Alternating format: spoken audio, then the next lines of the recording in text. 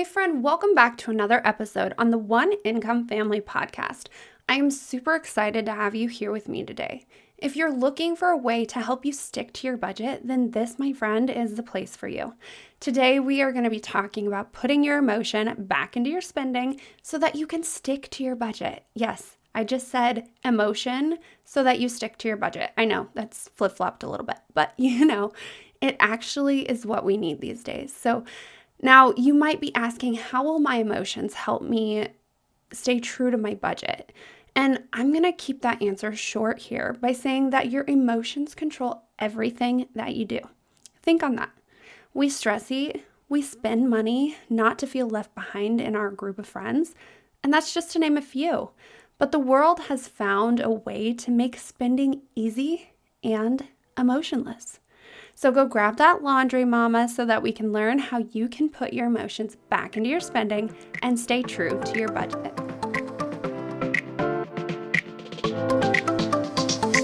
Hey friend, welcome to the One Income Family podcast. Do you live primarily on your husband's income and find it hard to save or get out of debt? Are you constantly searching for ways to cut costs, live frugally, and do things on a budget? Do you have big dreams only to be stopped by overspending and loosely following your budget? Hey, I'm Molly, and I too have struggled with living and growing a family on one income. But through trial and error and a lot of help from God, my family and I have learned how to live abundantly on less. This podcast will bring you a Christ-centered, simple, and frugal lifestyle, along with how to budget so you can follow it, and time management tips that will transform your budget and your home. So go restart that laundry, grab your Bible, and let's get budgeting.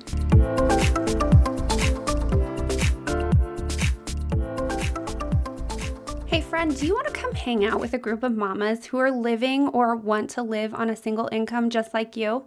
Inside the free One Income Family community, you will learn how to stick to a budget so that you can finally go on that family vacation or buy that ice cream on the weekends that brings you and your family so much joy. You'll also learn how to think frugally and cut costs so that you're buying things that last and they're worth your purchase, but at a lower price point so your budget can handle it. And you will do so with a group of like-minded mamas who you can connect with, share your stories, and receive support along the way.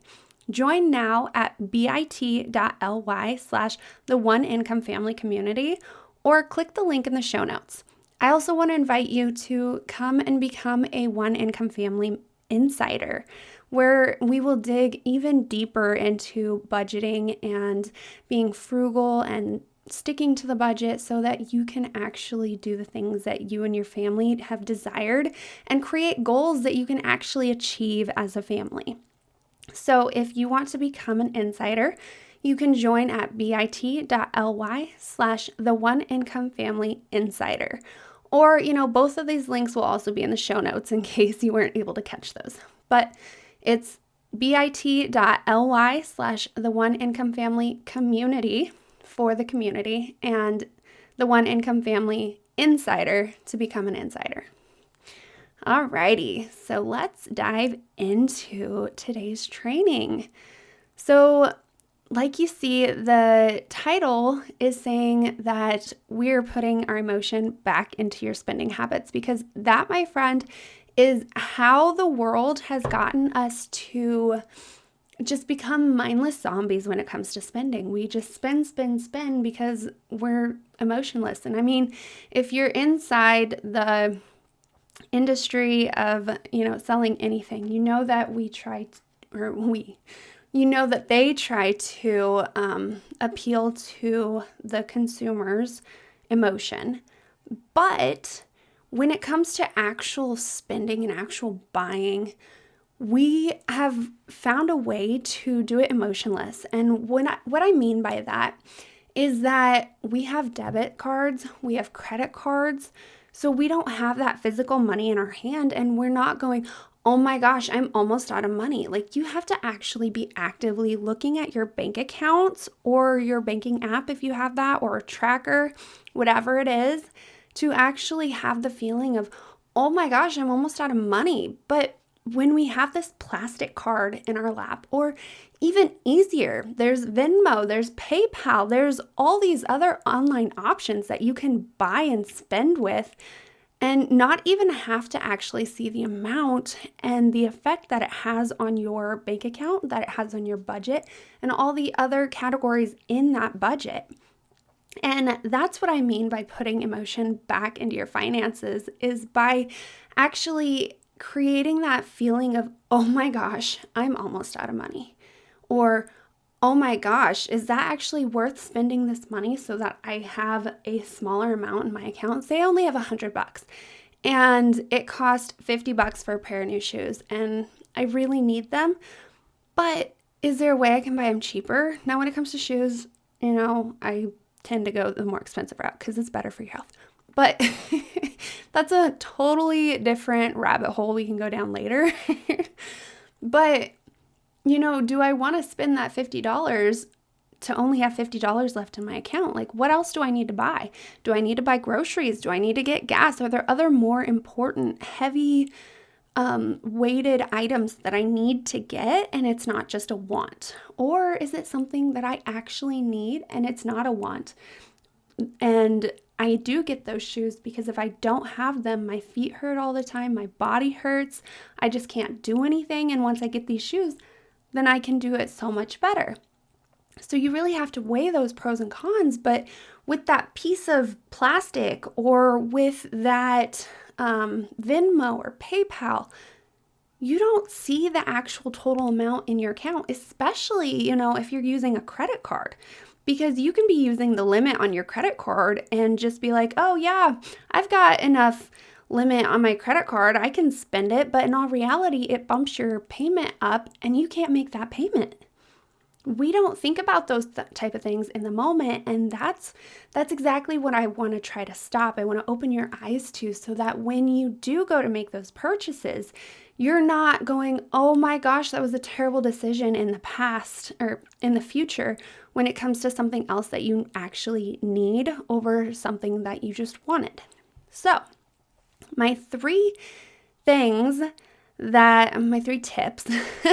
that I have for you today to help you put that emotion back into your finances is, first and foremost, I already mentioned it earlier, tracking your spending.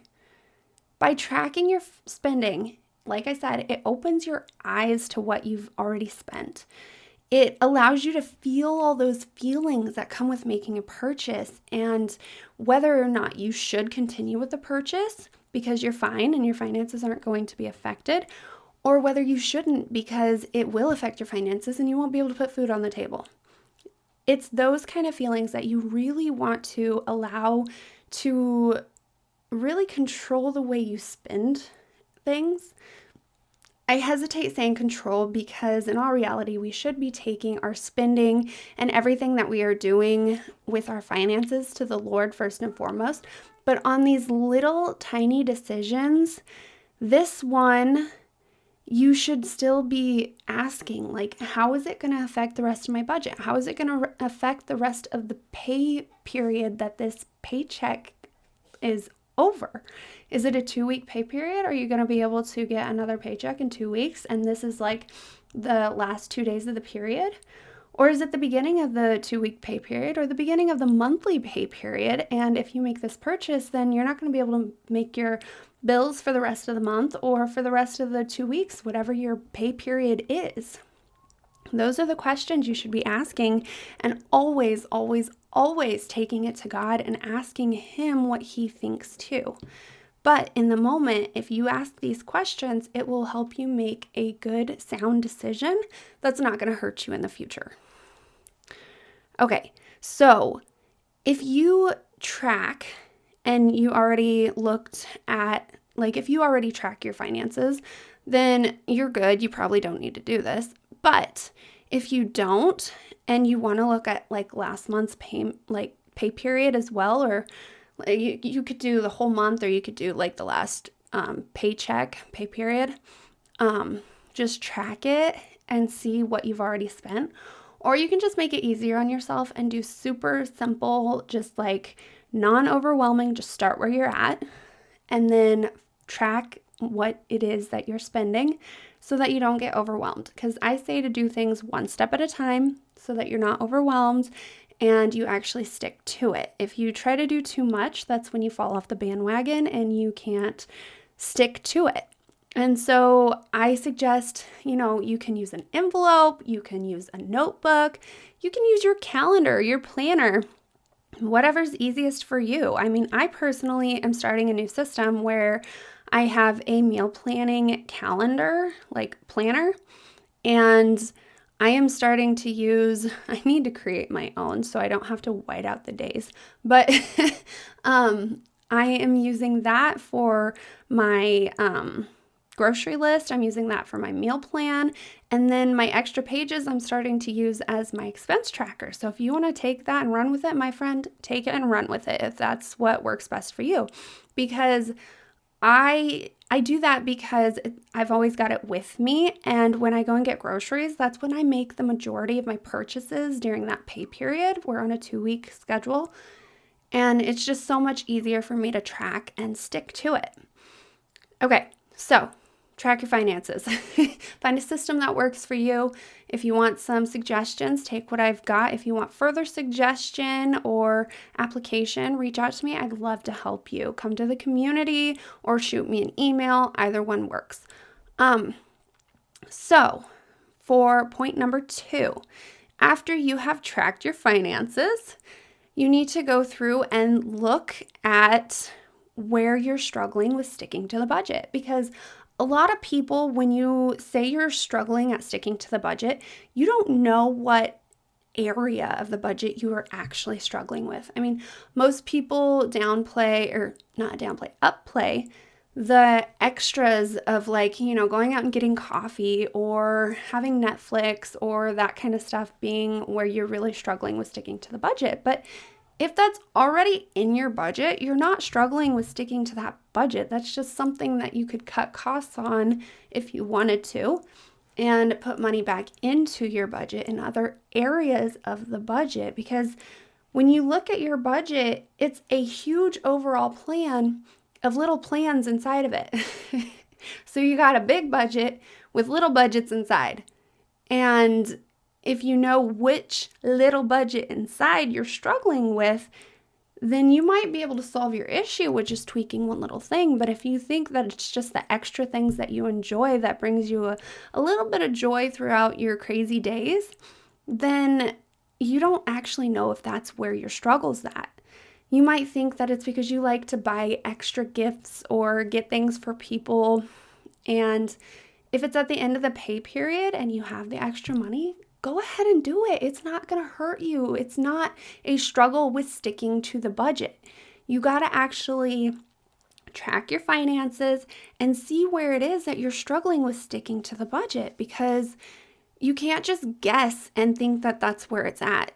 You got to actually do the work to find out where it's at, and tracking your finances and then adding up each category, each pay period, or each month, however you want to track those finances, and seeing where it is that you are either struggling with or you just can't stick to at all, then this is how I suggest helping you in that area. Once you find that area that you struggle to stick to, use cash for that category. So by using cash, you are physically handling that money, and you force yourself to not be able to overspend because there's an end amount. There's not a plastic card that has this never-ending amount in it. It is a physical amount in your hand, and once it's gone, it's gone. You force yourself not to overspend. And my friend, that really fires up the emotions and the overthinking, because it gives you all the feelings of, I only have this much, and is it worth spending it on this, or is it not worth spending on this? I know I used to be a little bit overdramatic in the fact that I wouldn't ever spend my cash because I didn't want to not have it for a situation that I needed it in. But we've got debit cards now. We've got other ways of having that, oh my gosh, something happened kind of situation. So, It's okay to spend that money. But by having the cash, it still helps you to think. And that's what we're trying to do. I know saying emotion is kind of what I'm trying to bring in, which it does come with the thinking, but I really should have said that this is more like a thinking thing. It brings the thoughts into your brain, which is created by the thought and the feeling of, oh my gosh, I don't have enough money, or oh my gosh, I'm going to be out of money.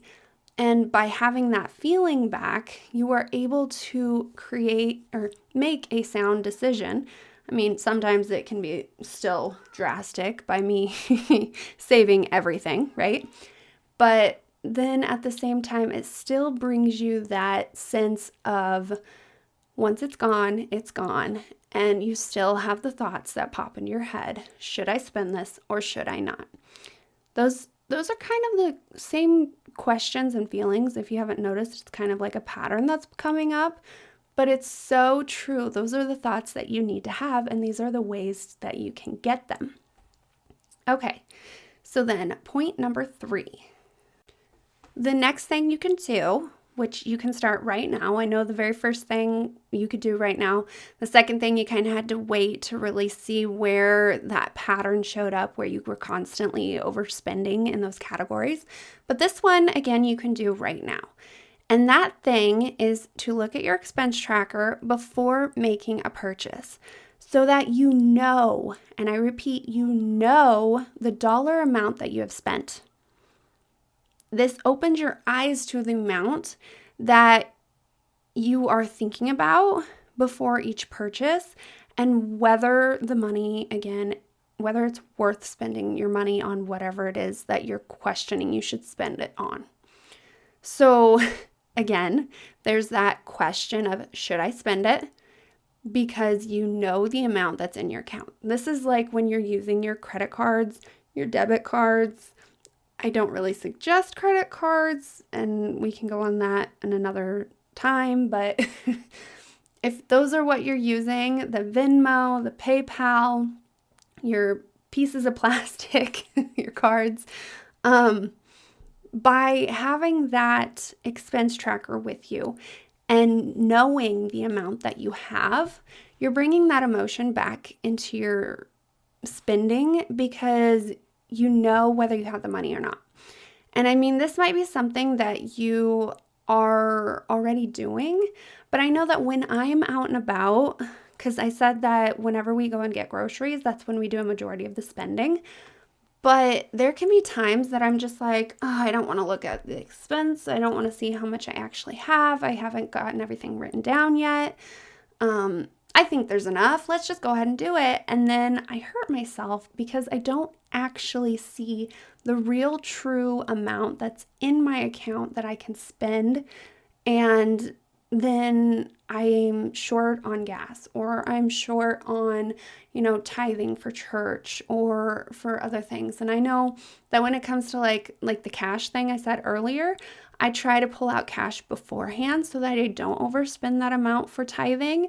But it can still be so easy to just go ahead and, well, we're hungry, so let's go get some food. Or we want some ice cream, and I think that's in my account. I don't need to look at it. I know, I just saw how much was in there. I know how much I just spent at the grocery store.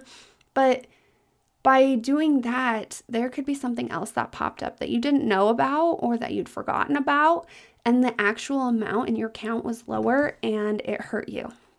So use that expense tracker, that notebook, that calendar, the meal planner, like what I said that I do, and follow the amount that's in your account so that you know you're not questioning, you're not thinking you have the amount, you know the amount that you have, so that when you go to make that expense transaction, you know that you have the money and it's not going to hurt you in the future. And that that is my long-winded explanation of pretty much just make sure you know how much is in your account so that when you make a transaction, you have the feelings that come with it and you can make a true solid decision on whether you should buy it or not. I feel like all these things really just blend together. But just really, it's so important to track your expenses so that, like I said, you know how much you have and you're not guessing and you're not thinking. Okay, so I said track your expenses. I said use cash on those expenses that you are not able to stick to, because then it really puts a fine line on the amount that you have and you can't overspend. You just have to really be diligent on only using that and not being like, oh, let me just pull my debit card out too. No, that amount that you've budgeted is in cash and that's all you can use it for. And then to make sure that you always know how much is in your account before you make a transaction with your debit card, your credit card, and your Venmo and PayPal, all those types of other ways you can make transactions other than cash, because cash really makes it feel real. So if you want a budgeting system that you can really stick to and be really diligent about, do the cash budgeting system. But if you like the ability of having the debit cards and the credit cards, just make sure you are extremely diligent on knowing the amount that's in your account. And I just feel like a broken record today saying the same thing over and over again, but it is so important. And that is why I'm stressing it so much, that you understand that with this knowledge, you are able to create true emotion behind whether or not you should make a decision on buying something or not. Okay, so I will stop there before you no longer want to listen to me, because I'm just repeating myself over and over again. But I want to challenge you to take what you've learned today. Get yourself a notebook, get yourself a calendar, whatever system that you want, and start doing that expense tracking. And I want you to come over into the community, and I want you to take a picture of whatever it is that you're going to use and share it in the group so that you can have accountability and I can come back and see how you're doing and how things are going with tracking your expenses. I want to be able to help you, and this is one way I can do it. So make sure that you get that system figured out. Don't stress over it. Don't figure out or question which one you should do for too long. Just pick something and go with it. I mean, like I said, you can just use an envelope if you want, just to track your finances. Okay, so if you want to do that, the link to join the community is bit.ly/the One Income Family Community, or I will have the link in the show notes. I also want to invite you to come and be an insider and get on my email list so that you get reminders about the podcast. You get more tips on being frugal and sticking to your budget and just really getting the inside scoop on things. And then you can also get like early bird access to things that I have put out there for you to help you further along. Okay, so with that, I will let you all go, and I pray that you have a great rest of your week. Hey friend, I hope you enjoyed today's episode, and I pray that it inspired you into action. If so, would you take 30 seconds and share it with that friend who also lives on one income and wants to learn how to live abundantly on less? Also, please leave a quick review for the show. It lights me up to know this podcast is helping you, and it helps get the show out there to other mamas in need. All right, well, it's time to go play with the babies, so I will meet you back here on Tuesday for another episode. Peace and chicken grease, mama.